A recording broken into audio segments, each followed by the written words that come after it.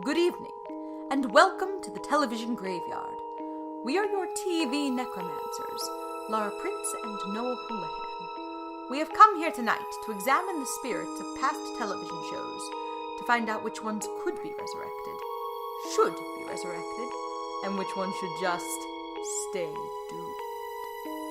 This will be a podcast in which we analyze the history, the hype, and the aftermath of shows that ran only one season, or including some that ran only one episode.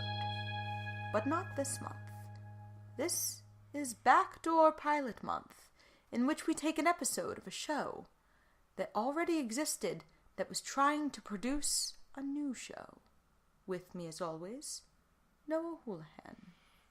I hate riddles.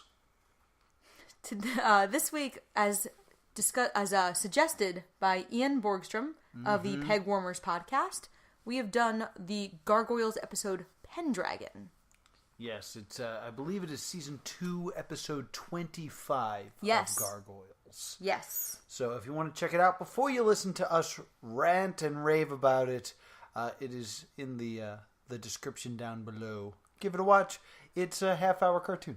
And it's mirrored, so you'll notice whenever there's text, it is backwards. It is backwards. Yay! That's fun. So, first of all, how much of Gargoyles were you familiar with going in, Noah? Zero. Zero. Like, Gargoyles is a complete and utter blank spot in my nerddom. That's so strange. I, until we watched this, thought the main gargoyle was Hudson. Because he's my favorite. Because he's your favorite. It's like, no, it's Goliath. Ah, my bad. Yeah, you probably thought it was Hudson because Hudson is, like, my boy. Mm-hmm. I have a Hudson toy in my home. Yes. But yeah, Gargoyles, like, it was too dark for me. I didn't care for it because it was a very dark show when I was a child. And, like, I wanted my Goof Troop and my DuckTales and things of that nature. I didn't care for the darkness of Gargoyles. By contrast, I owned the TV movie, because back then, they would run the first 5 episodes of a cartoon, and then they would edit them together and sell them as a TV movie. Okay.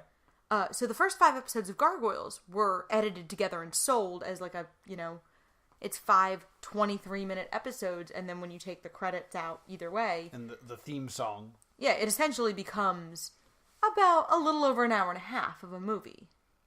Okay, that makes sense. I owned it. Yeah? Yeah. I loved this show growing up. My roommate and I in college, we would watch, for some reason, only season 1. Mm-hmm. We watched season 1 a few times over the course of college. It was Gargoyles Thursday. Okay. We wouldn't let my ex-boyfriend up the stairs until he guessed the password, and the password was always a gargoyle. There were only like 6 of them. Don't know why he couldn't figure that out. I mean, maybe he didn't watch Gargoyles.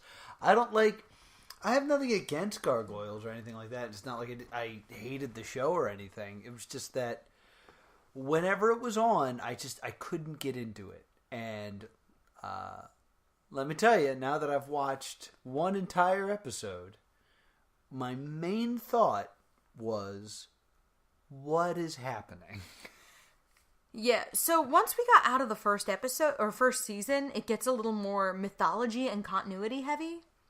Okay. We get into, like, several Shakespearean characters. Macbeth figures heavily into this. Alright, that was something we needed to discuss as this episode went on. Oh, yeah. Because that freaked me out. Let's jump into this episode. Okay, so this episode actually starts with a previously on, which was very charming to me. Well, it starts with the theme song, and the theme song explains everything about Gargoyles, which is super appreciated by this idiot.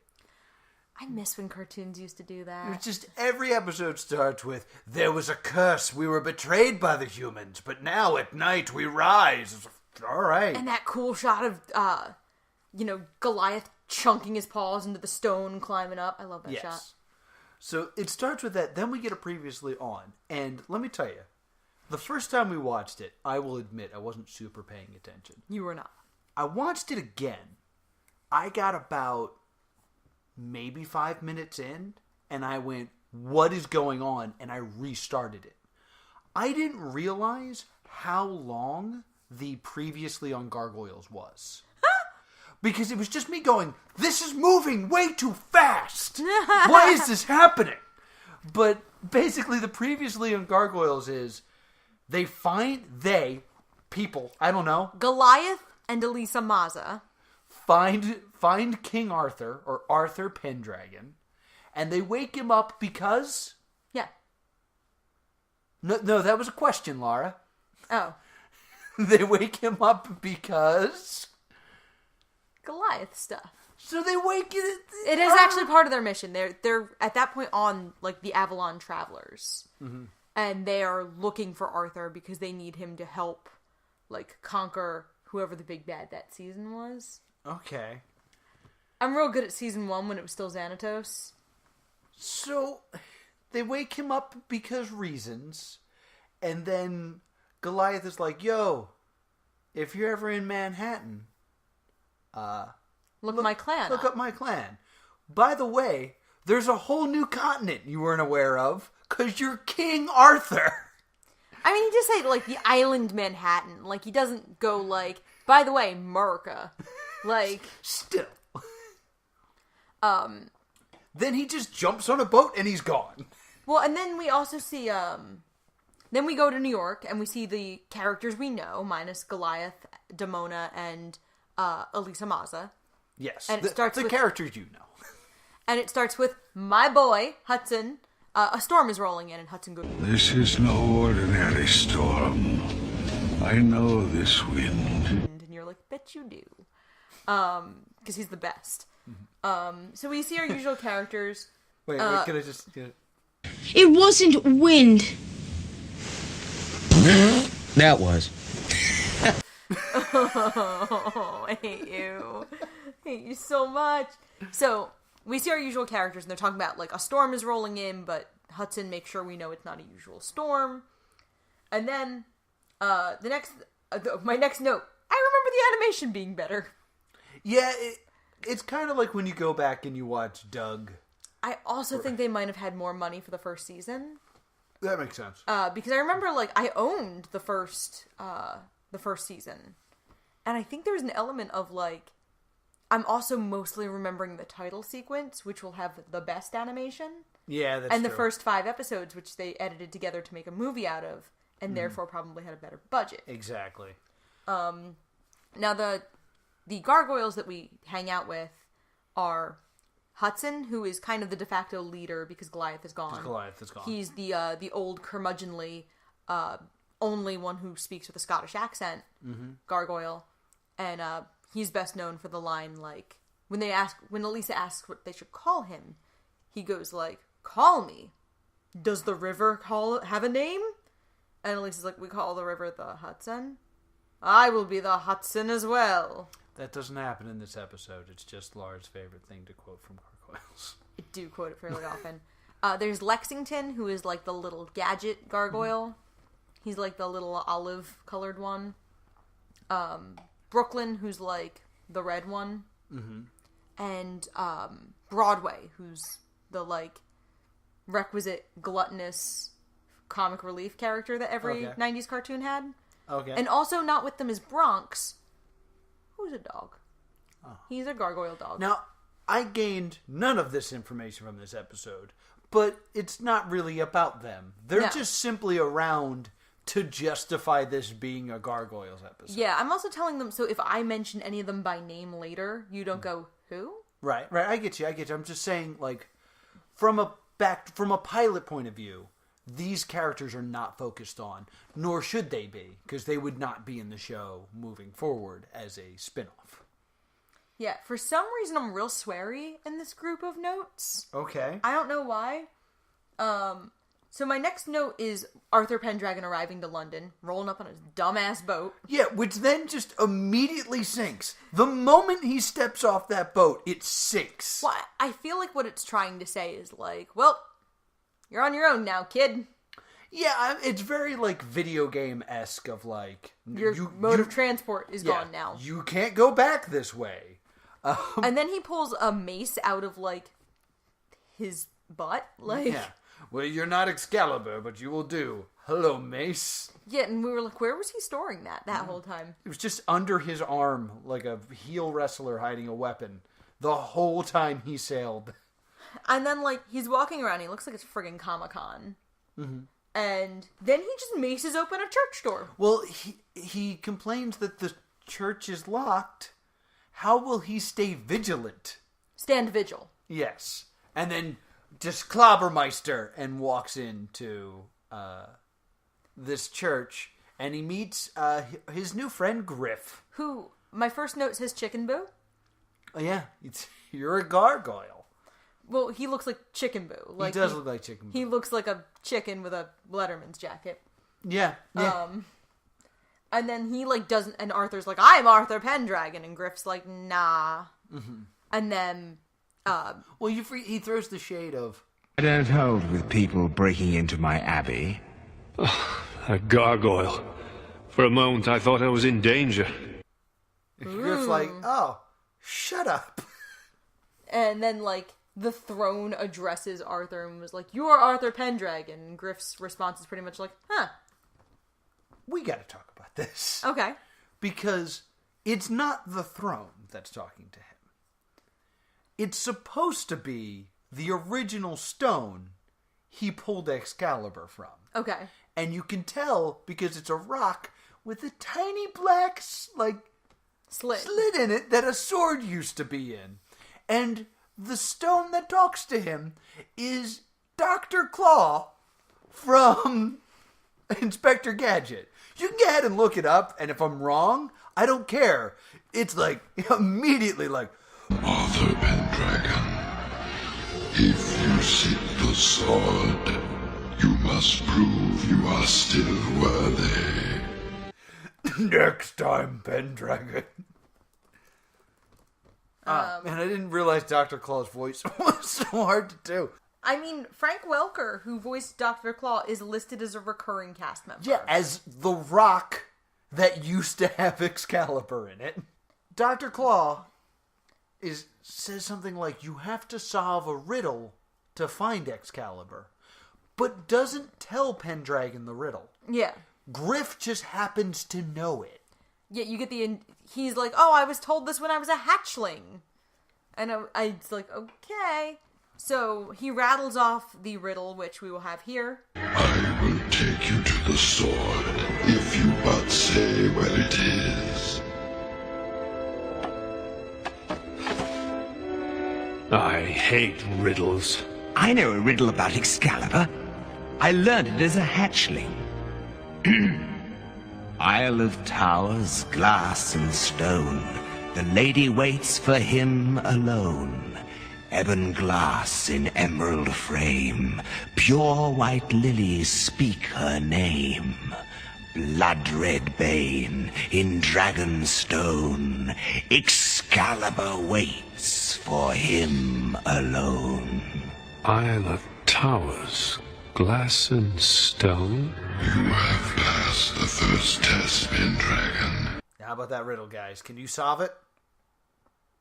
And then Griff also, like, solves it. Yeah, like, they accidentally solve it. And then the stone's like, good job! Here's some more tests. Go to New York. Yeah. Ah, fine. And then he immediately lands in the lap of Macbeth, who's currently a bad guy. So now that we're talking about Macbeth and his two red-headed goons. Yes. Goon and Lady Goon. This is Macbeth from Shakespeare. Yes? Okay. Yes.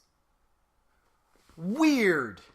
No, they actually did this a lot in Gargoyles. Several Shakespearean characters and mythology characters start to come into play in the second and third seasons. Lady Macbeth, Macduff, Oberon, Titania. See, Oberon and Titania are fairies. So, like, I understand them, like, existing in this world as some sort of otherworldly creature. But Macbeth was a dude. It gets, I mean, there's also, like, Desdemona, and, you know... And Bottom. Hey! Puck. Puck's a fairy. That makes sense. The weird sisters. Ophelia shows up, because, like, you know, you do. Ophelia, why?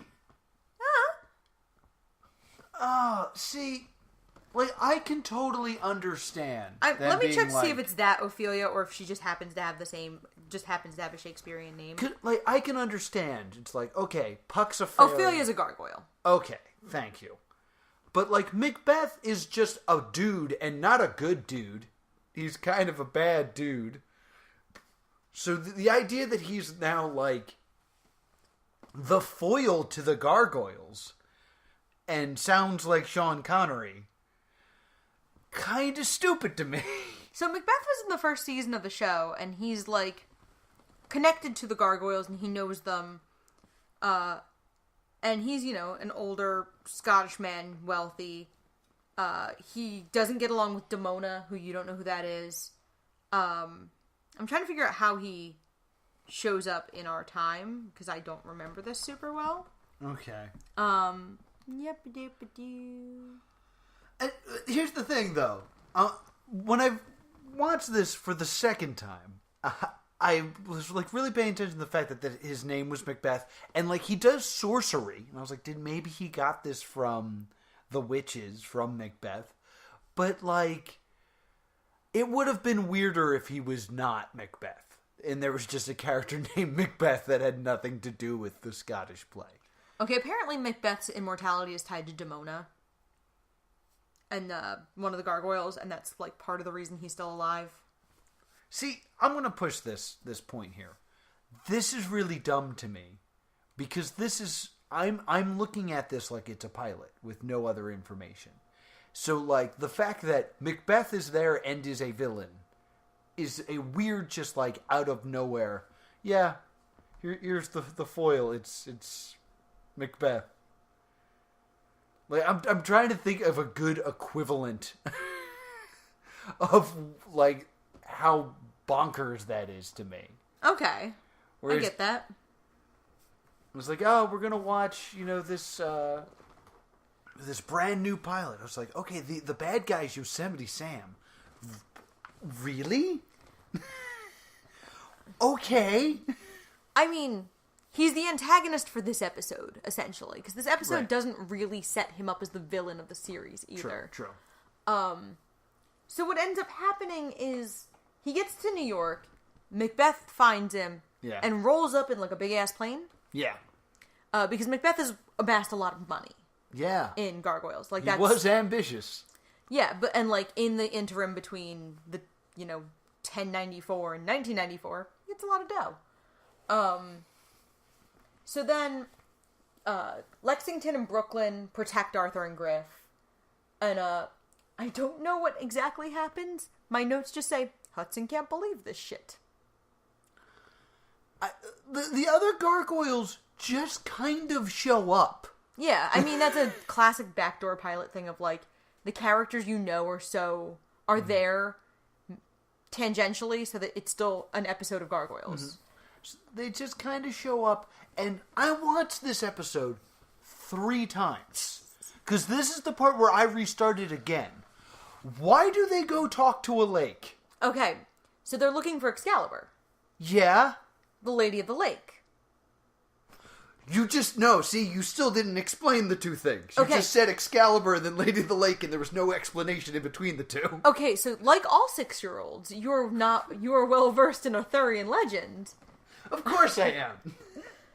The Lady of the Lake presents King. Okay, you've seen Monty Python, like the, old trollops in swamps handing out cutlery. Yeah. It's the Lady of the Lake handing. So they're looking for the Lady of the Lake so they can get Excalibur, because King Arthur needs Excalibur to be King Arthur and not just a dude. Oh my god, I know that he needs to go Excalibur. Why is he talking to a woman in a lake? Where's the connection to the sword? Does she make swords?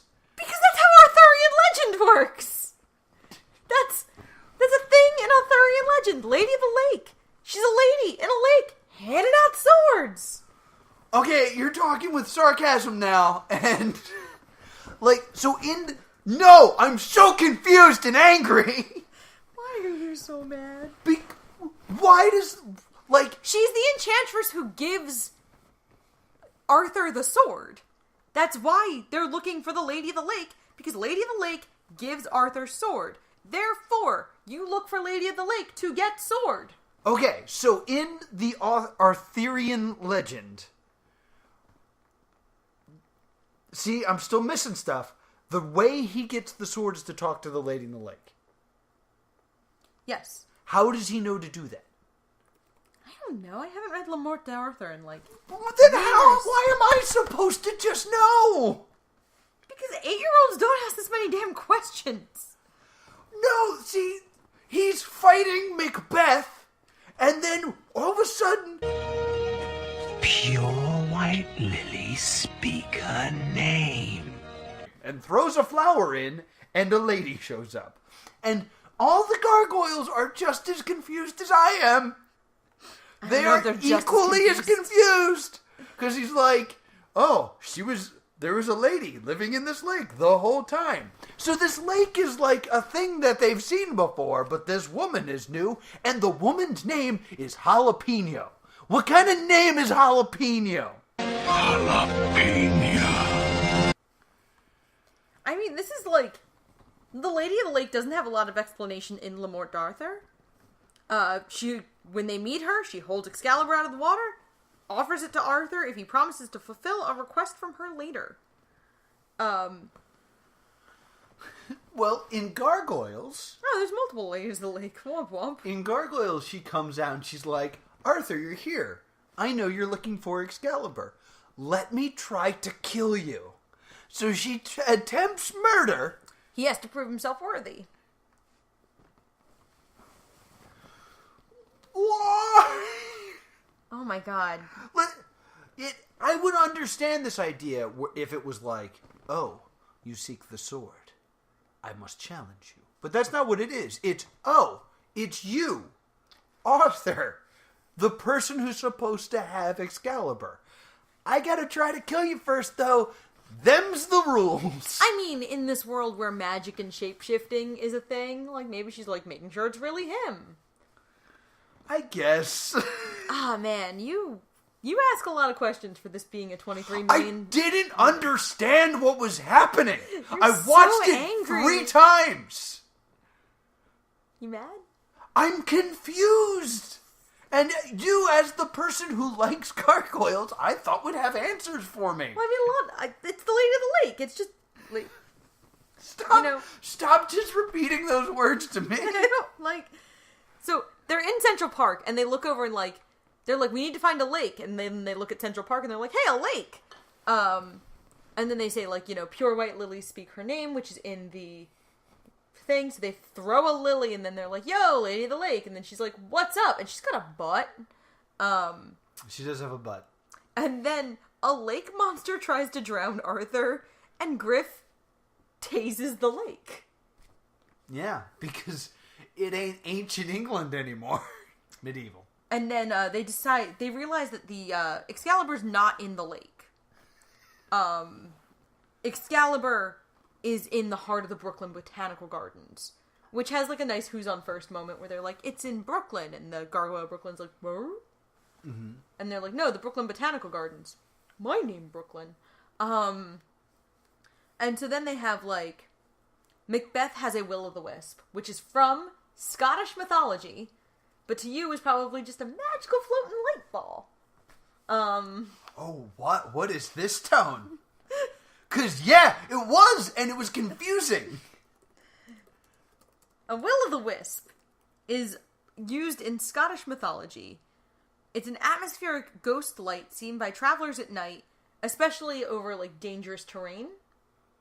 And, it's supposedly to, draw travelers away from safety.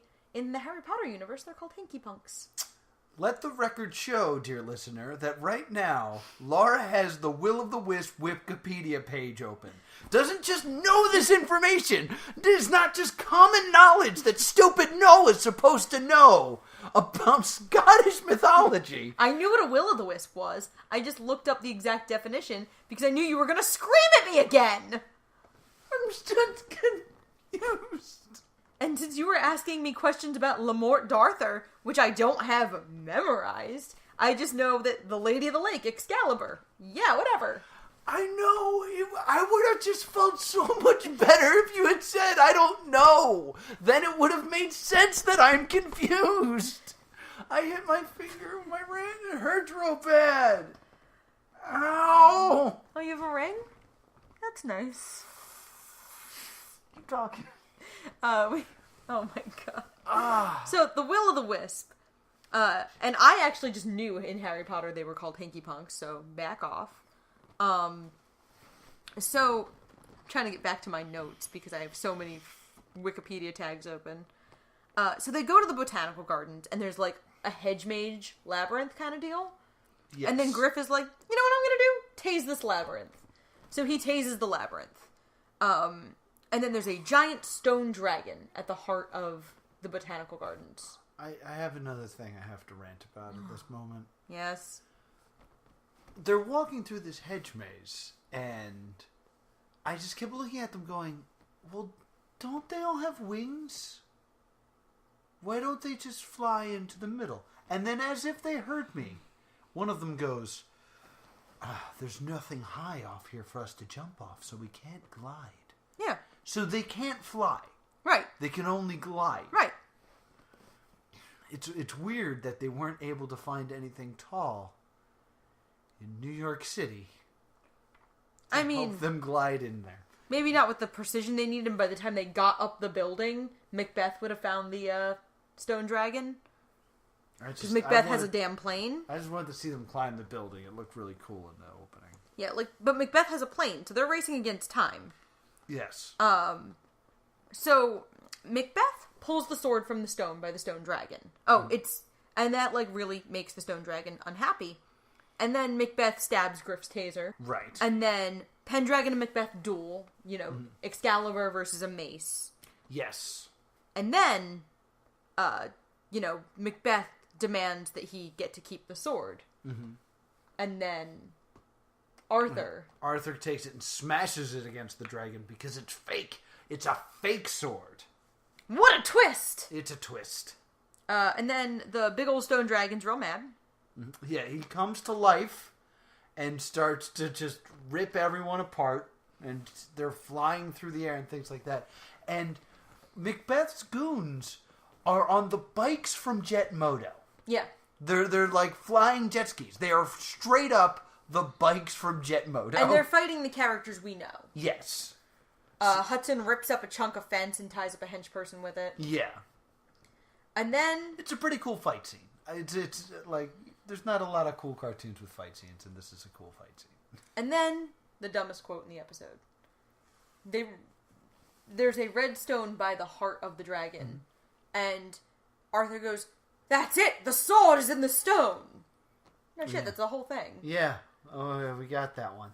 And I have to bring up this question now.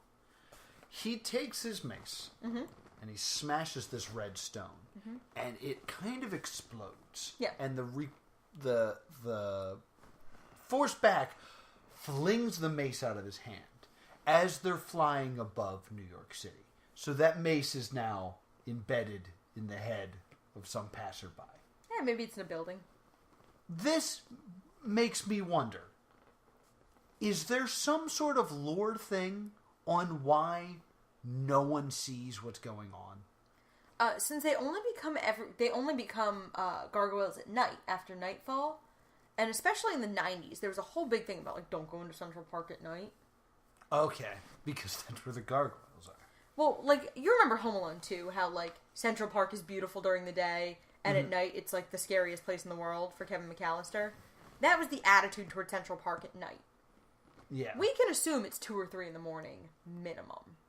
Okay, I guess as a child, I could accept, oh, it's late. Everyone's asleep. No one is up at 2 in the morning. Yeah, I mean, this is also a kid's cartoon. So I guess I could buy that. I was just wondering if there was something lore-wise where it's like, yeah, no one can see them. No, humans see them all the time. Okay. All right. I was just wondering. Yeah, like, that's a whole thing with Xanatos and Elisa. So then he recovers Excalibur, and then Macbeth bends the knee. Yes. And then it's just bros. He goes like, "You are the one," and then like Arthur's like, "Yeah, who's your daddy?" And then they part friends. Yeah. Which is why I said like they're not really setting up Macbeth as an antagonist. And then Hudson does the classic end of a backdoor pilot thing of asking, "Well, what are you going to do now?" Yeah, Arthur actually says something like, well, I have Excalibur, but so many more adventures I need to go on. Well, they want to find Merlin. They want to find Their Merlin. big objective is he and Griff are going to go looking for Merlin. Yes. And he also has to take Griff back. And then the whole thing is that Griff cannot travel with Arthur unless he is knighted. So then Arthur, at, just before dawn, knights Griff. And then we get this nice tableau of all the gargoyles. And Griff, like, on one knee, ready to rise Sir Griff. Mm-hmm. But then he can't settle out till nightfall because, 'tis the curse. Because Griff is stone right now. But I couldn't help but laugh because he's like, he thanks Griff for his work, and Griff says something like, I'd rather come with you. And Arthur says, only someone from the, a knighted one can accompany me. And Griff immediately goes, Yes, well, I understand, of course. And it's been an adventure. A story for the hatchlings someday. And not what I would have said, which would have been, hey, fuck you. I saved your life like 8 times today. Maybe I won't catch you the next time you fall off your big-ass goddamn high horse. You're gonna be so mad when you find out the names of Macbeth's henchmen. Oh, they Banquo and, the other guy? The fuck, really? Banquo and Fleance. Silly. Now the creator Banquo. The creator does say those are not their real names, and that's just what Macbeth calls them because it amuses Macbeth. Because Macbeth isn't gonna learn new names. Kinda, yeah. No, I had 2 friends before. And Fleance is female. And I will have 2 friends again, and they will be Banquo and... So, yes, yay. So that was the pilot. Yeah, and, I thought it was fun. I had a good time. It's an okay episode of Gargoyles. Yeah. Gargoyles is one of the first cartoons that really gets, deep into lore and mythology. Mm-hmm. I always think of Gargoyles as being, a little bit before its time, because I think if it was running now, it'd be insanely popular. Yeah. I mean, it still maintains a pretty good fan base. The comics ran for a little while. Well, in the beginning, creation of Plus 2 Comedy, there was a Gargoyles convention that it was just Gargoyles. And I applied to them, and they said, you guys sound really interesting. But for the record, we are a Gargoyles-only con. You could only do material about Gargoyles. And I was like, ugh, I don't think I have a half hour on just Gargoyles. But I'll tell you what, I'll watch all the Gargoyles, and next year, I promise you, I will have a full half hour on Gargoyles. And they said, okay, but this is our last year running. Yeah, I mean, it still maintains a popular fan base, but that doesn't mean you can really hold a con around it, mm-hmm. because your fan base is all over the country. Yeah. So, I get that there's a big following with this. Is there any other, why wasn't this approved? Why didn't they move forward with this show? The main source I found is the Gargoyles Wikipedia page that's, very salty. Okay. Try to pull it up again. They really it just didn't happen. not all of these kind of worked, I guess, with these. Okay. So it didn't get picked up. It was kind of more of an idea. The spinoff was never made, and King Arthur and the Knights of Justice received 2 seasons. So I'm guessing there was just another show in syndication at the time. King Arthur and the Knights of Justice. Yeah, it's not anything from the same... It's not from the same animation studio. It's not Disney. Oh.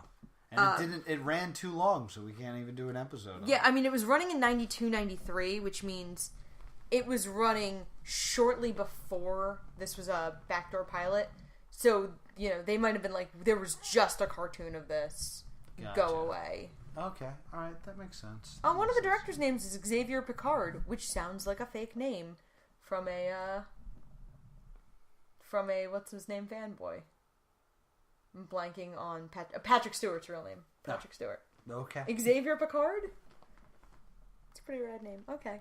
So the Lady of the Lake. No. No. Your face. Okay. Is there anything else about Pendragon that was of interest that you found? Not really. It's mostly, I mean, a lot of things I'm seeing are about how it's, you know, based heavily on Le Morte d'Arthur, which is the Thomas Mallory version of the Arthurian legend. They were gonna, you know, have the Illuminati. There was going to be a female character that joined them. Okay. So they were gonna, like, go look for the Holy Grail, and the Illuminati would have been the antagonists, and they would have gone to Stonehenge in Antarctica, and they had, like, this whole kind of, like, plan for it, and just it didn't happen. I mean, Gargoyles itself only ran 1 more year. True. Okay. So I think that's, like, a big part of it, is that Gargoyles itself didn't run. What year is this? This originally aired on February 12th, 1996. Okay. Alright. I mean, like, it's not like we're at the end of animation or anything like that. Like, I guess this is right when we're about to make the switch over to, like, the recess years. Yeah, we're gonna hit one Saturday morning pretty soon. Yeah, because that's when, like, Disney Afternoon was kind of done. And it became more of an ABC Saturday morning thing. Yeah, and that's when, like, we started to lose the Disney Afternoon block entirely. Gargoyles was, like, toward the end of the Disney Afternoon years. Okay. Alright, that makes sense. Okay. Yeah, Gargoyles only ran 3 seasons. So I'm gonna guess, and, like, season 1 and season 3 were shorter. Like, significantly shorter than season 2. Season 2 consists of, and I'm not joking, 52 episodes. Oh, damn. Season 1 and season 3 have 13. Huh. Interesting. Well, do we want to do a little inside baseball and talk about how we wanted to do another podcast about Gargoyles? Sure. So, Laura always wanted to do a podcast where we talked about Gargoyles because the original podcast that we were going to do before this one was Talk to Your Kids About Podcasts. Yes. Or Talk to Your Kids About Podcasts. Yeah. That was the title. And instead of doing these... Please, talk to your kids about podcasts. And instead of doing these 1-season wonders or 1-episode wonders, we were going to watch the very special episodes of different series and talk about them. And God, that would be faster than what we're currently doing. Yeah, it would be faster. But I feel like we'd get pretty bored with it after a while, because how many times can we learn that drugs are bad? And how many times can somebody show up for 1 episode and then turned out to be, like, dead? Yeah, so, but there's a very special episode of Gargoyles we're going to do when we were originally picking that idea around, which was... Deadly Force, which is the gun control episode. Yeah, it's a gun control episode and it's actually, like, a very it's not black and white guns are bad. Mm-hmm. It's Elisa Maza is a police officer, and she doesn't lock up her gun responsibly one night, and Broadway finds it and accidentally shoots her. Non-fatally, but, like, Well, yeah. accidentally shoots her. And the PSA is, like, be responsible about your guns. And, like, that's a very special episode that, like, really is underdone, actually. Yeah. Like, it's not, you know, I don't understand. I guess the really controversial part is where it shoots the lead character. Yeah. But, like, it's not guns are bad. It's not guns are good. It's, guns are dangerous and need to be handled with respect and care. Yeah, and that's the one that always stood out because it was the only one that we had discussed doing a show about where it wasn't just, like... AIDS, domestic violence, or drugs. Yes. Or, like, it wasn't one of those ones where it was infamous in how bad it was. Yeah, like, and it's not like the Bicycle Man. Yeah, and it wasn't like I'm so excited or, Or any of the Full House ones. Or any episode of Full House. So, there's just a little bit of inside baseball for you about when we were originally coming up with what we wanted this podcast to be. That was an original idea. Because we always wanted to talk about gargoyles at some point. I always do. We have. We've done it. I just always want to talk about gargoyles. We talked about gargoyles, and now it's done. And now it is time to ask the question. Do you think this should have stayed Dune? No, I really think this could have run. Yeah? I think this could have been like a good, like, Pirates of Dark Water, gargoyles, like that kind of... counter-programming to what was very common in the 90s, which was the, like, Tiny Toons, Freakazoid, Animaniacs, wacky fun programming. I think they were, like, there was a market for these, like, slightly more intensive, slightly darker cartoons. I think Gargoyles to me strikes closest to Batman the Animated Series. Yeah. Tonally, and I think, like, it could have been a really good show if Disney had maintained an afternoon arc. Because I could see where it wouldn't play well on Saturday morning. Yeah, I get you.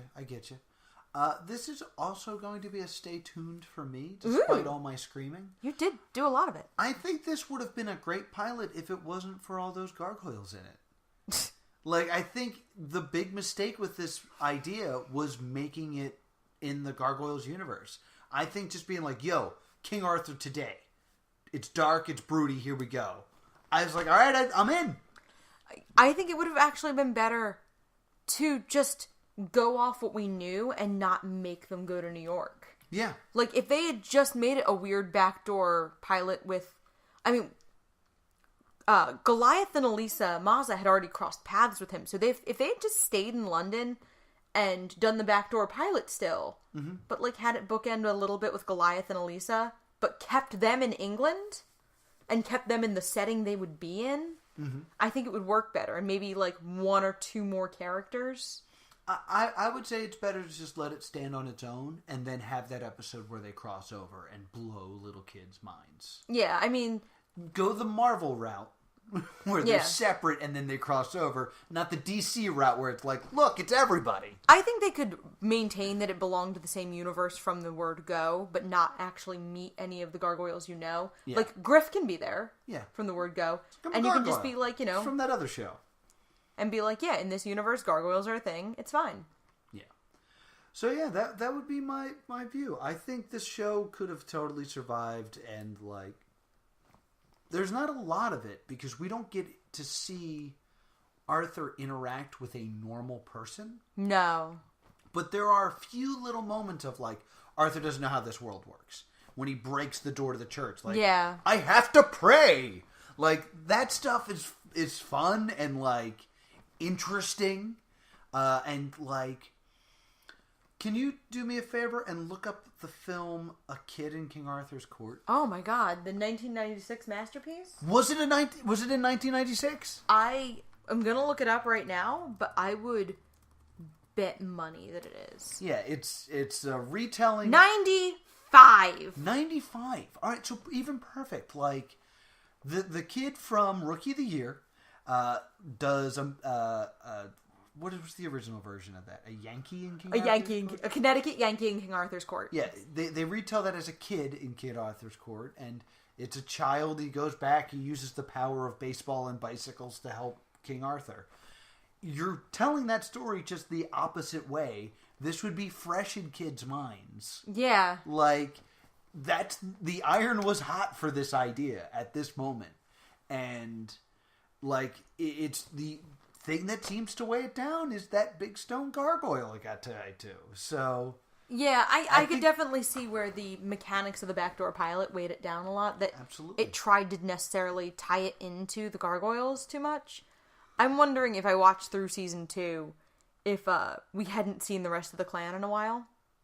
Yeah, maybe. Because they did have the previously on, and only Bronx, Goliath, and Elisa are on this journey. So I'm wondering if it's like, we haven't seen everybody else in a while. Yeah, we gotta Let's check on them. make sure they're still in the show. But I really enjoyed this show. I found it a little confusing. Really?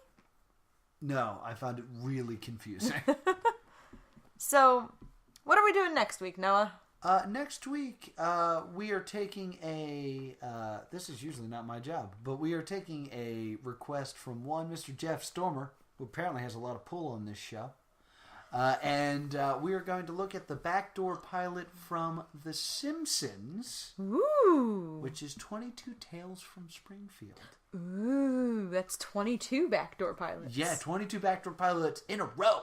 So we are going to watch that episode and tell you which ones should be shows and which ones shouldn't be shows. And that's going to be happening right here next week. Where can people reach out to us? You can email us at thestaydoomedshow@gmail.com. Or you can find us on Twitter and Facebook at Stay Doomed. And if you want to talk to me about how when you were a child you weren't reading Scottish legends, I'm at TV's Noah on Twitter. And if when you were a child you were, I'm at Priorities. Until next time, stay doomed.